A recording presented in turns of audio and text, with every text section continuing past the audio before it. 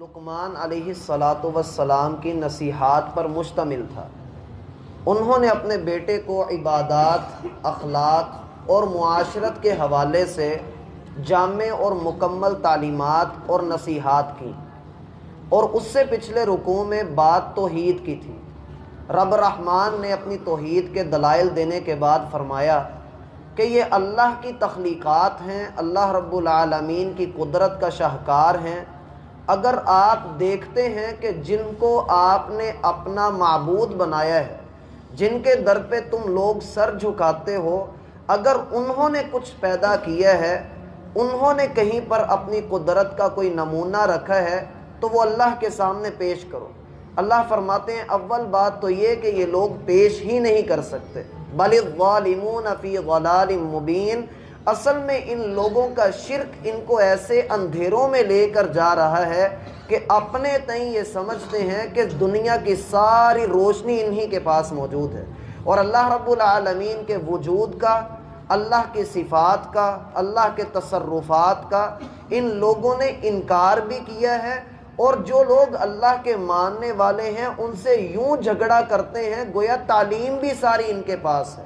اسی لیے اللہ فرماتے ہیں کہ جب آپ ان سے کہیں کہ اللہ رب العالمین کی بات کو تسلیم کریں، جو اللہ نے نازل کیا ہے اس کی اتباع کریں، تو جواباً کہتے ہیں ہم تو وہی بات مانیں گے جس پر ہمارے باپ دادا چلتے آئے ہیں، جس پر ہمارے باپ دادا عمل کرتے آئے ہیں۔ اللہ رب العالمین فرماتے ہیں اولو کان الشیطان یدعوہم الی عذاب السعیر، تو پھر شیطان جو ان کو جہنم کی طرف بلا رہا ہے، بہکا بہکا کر جہنم کے اندر پھینکوا رہا ہے، اگر وہ ان کو بھی جہنم کی طرف بلائے، ان کے باپ دادا کو بھی بہکائے، تو کیا یہ اسی کنویں میں چھلانگ لگانا پسند کریں گے؟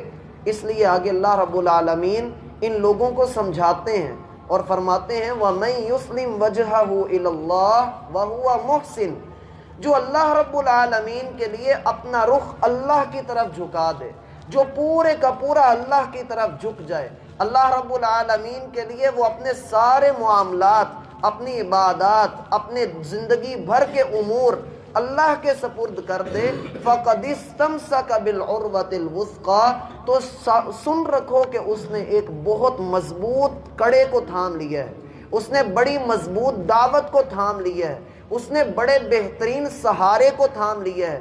اللہ اسے کبھی ضائع نہیں کرے گا، لیکن شرط یہ ہے کہ وہ اپنے آپ کو اللہ کی طرف جھکا لے، اس شخص کی طرح نہ ہو جو ایک کنارے پہ کھڑے ہو کے اللہ کی بندگی کرتا ہے، اگر اسے فائدہ ملتا ہے تو خوش رہتا ہے، اور اگر اسے فائدہ نہیں ملتا، اسے کہیں لگتا ہے کہ مجھے نقصان ہو جائے گا، یہ گناہ کا ارتکاب کرتا ہے، یہ حرام کھاتا ہے اور اپنے رب کی نافرمانی کرتا ہے۔ اللہ فرماتے ہیں ذَلِكَ خَسِرَ الدُّنْيَا وَالْآخِرَةِ، یہ وہ ہے جسے دنیا میں بھی نقصان ملا اور آخرت میں بھی خسارے والا ہے۔ هُوَ الْخُسْرَانُ الْمُبِينُ، یہ تو سب سے بڑے گھاٹے کے اندر پڑ گیا۔ لیکن جس نے اللہ کے لیے اپنا سب کچھ قربان کیا، جس نے اپنی عبادات، اپنی قربانیاں، اپنا جینا، اپنا مرنا اللہ رب العالمین کے نام کیا، یقیناً وہ کامیاب ہو گیا۔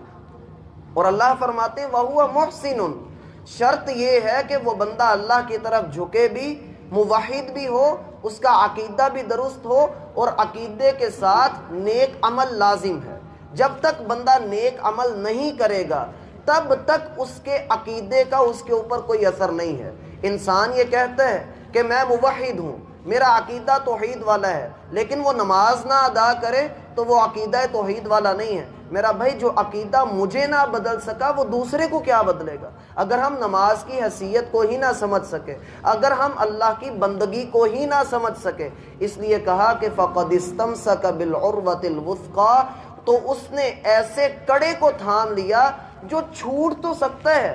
بسا اوقات انسان کے ایمان کا لیول اتنا نہیں ہوتا کہ وہ اللہ رب العالمین کے بہت قریب ہو جائے، اور بسا اوقات اس کا لیول اتنا بڑھ چکا ہوتا ہے وہ گویا اللہ کو اپنی آنکھوں سے دیکھ رہا ہے، وہ اللہ کی بندگی بہت اوپر جا کر رہا ہوتا ہے، بسا اوقات یہ لیول اس کو نہیں بھی ملتا، تو یہ کڑا بسا اوقات اس سے چھوٹ جاتا ہے۔ لیکن اللہ فرماتے فَقَدِ اسْتَمْسَكَ بِالْعُرْوَةِ الْوُثْقَىٰ، یہ چھوٹ سکتا ہے لیکن یہ کلمہ، یہ سہارا کبھی ٹوٹ نہیں سکتا۔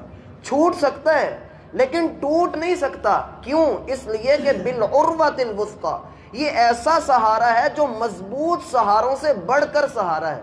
اسی لیے تو صحابہ کرام کو جب زخم لگے احد کے میدان میں اور لوگوں نے کہا قد جمعوا لکم فاخشوہم، کہ لوگوں نے تمہارے خلاف محاذ بنا لیے ہے، تمہیں قتل کرنے کے لیے لوگ اکٹھے ہو رہے ہیں.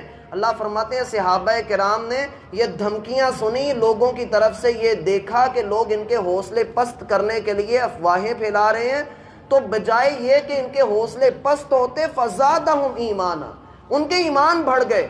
اور انہوں نے اس مشکل وقت میں بھی کہا کہ حسبنا اللہ و نعم الوکیل، اللہ ہمیں ہر حال میں کافی ہوگا اور وہی بہترین سہارا ہے، وہی بہترین کارساز ہے. تو اللہ رب العالمین کے سہارے کے ساتھ جڑیے. وَإِلَى اللَّهِ عَاقِبَةُ الْأُمُورِ، انسان نیک عمل کرے یا برا عمل کرے، چھوٹا کرے یا بڑا کرے، خفیہ کرے یا اعلانیہ کرے، پرانا کرے یا نیا کرے، کسی بھی حال میں عمل کرے، اللہ رب العالمین اس کا انجام اس کے سامنے رکھ دیں گے.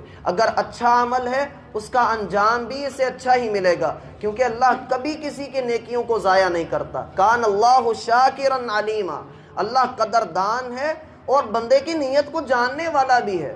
اس لیے بندہ کوئی بھی عمل کرے اسے یہ بات اچھی طرح سے یاد رہنی چاہیے کہ اس عمل کو آج میں 7 پردوں میں چھپ کر بھی کر لوں، کل قیامت کے دن میرے رب نے اس کو میرے پاس لے آنا ہے.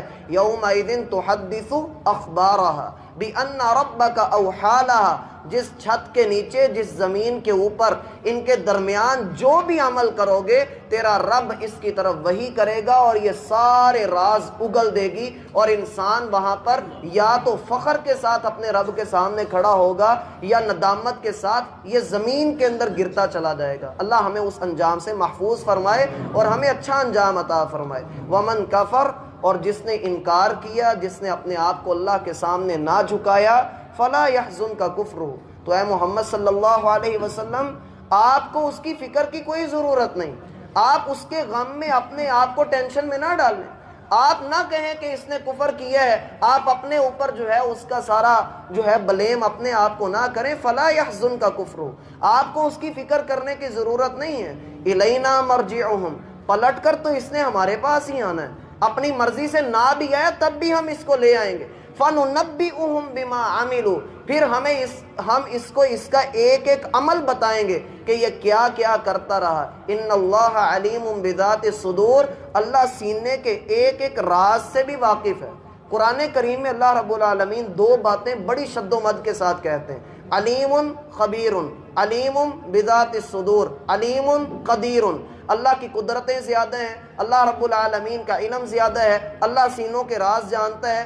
اس سے 2 مقصد ہوتے ہیں اللہ کے. پہلا مقصد یہ ہوتا ہے کہ اگر کوئی بندہ عمل نہیں کر رہا تو وہ ذرا سیدھا ہو جائے کہ اللہ رب العالمین اس کو جانتا ہے اس نے عمل نہیں کیا.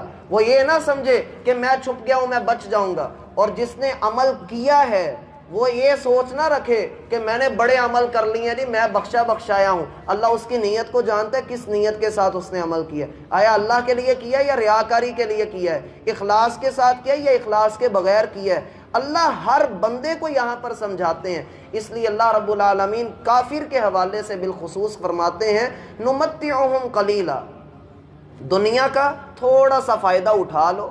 یہ تمہارے 50 60 سال 70 سال، بہت بھی لمبی چھلانگ لگاؤ تو 100 سال، تم یہ تھوڑا سا فائدہ اٹھا لو.